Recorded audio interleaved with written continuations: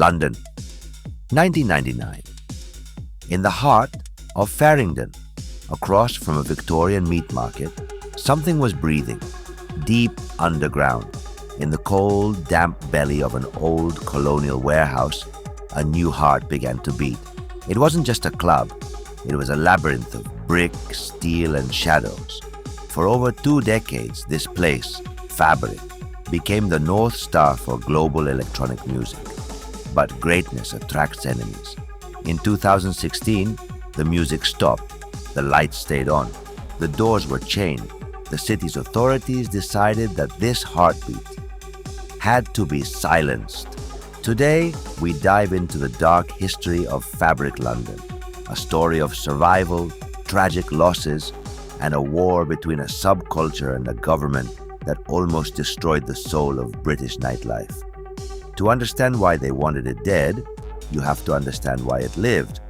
Founded by Keith Riley and Cameron Leslie, Fabric wasn't built for VIP booths or champagne sparklers.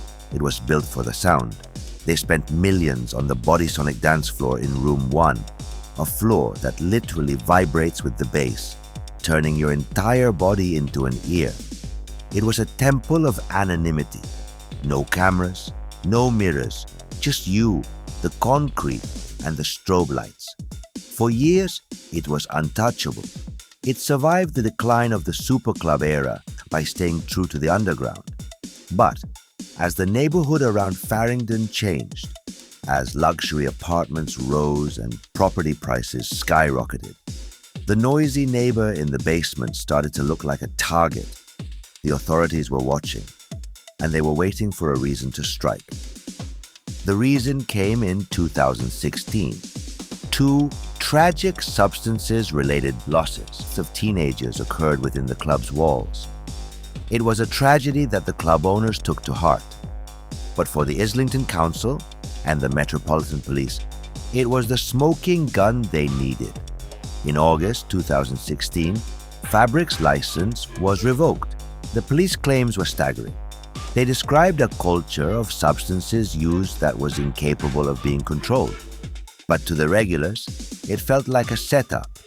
It felt like the city was using these tragedies to clear the way for gentrification, to turn a legendary dance floor into another block of sterile offices.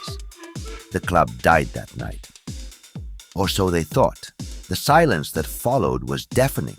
But then, the underground started to scream back. What happened next was unprecedented. A movement was born. SaveFabric. DJs from around the world, from Carl Cox to Ricardo Villalobos, stepped up. The community raised over £300,000 in weeks to fight the legal battle. This wasn't just about a club anymore. It was a battle for the right to party. It was a statement that electronic music is culture, and culture is worth protecting. In a shock move, the council blinked. They reached a deal. Fabric could reopen, but the price was high.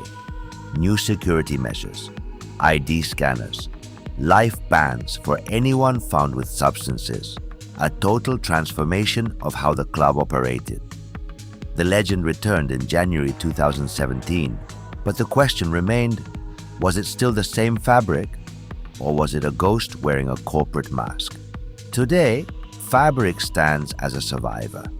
It has outlived almost all its contemporaries, but the shadows haven't disappeared. The club recently faced new controversies regarding its door policy and the ever-present pressure of London's skyrocketing costs. The underground is now a highly regulated, professional machine. It has to be, or it won't exist. The future of Fabric is the future of London's nightlife. Can a club stay cool when it's under constant government surveillance? Can the remember spirit of the 90s survive in a world of social media and strict regulation? Fabric London is more than a building. It's a symbol. It's the club the city tried to end, and yet, every weekend, when the bass kicks in on that vibrating floor, you realize that some hearts are just too loud to stop. The question isn't whether Fabric will survive another decade. The question is, Will London let it stay underground?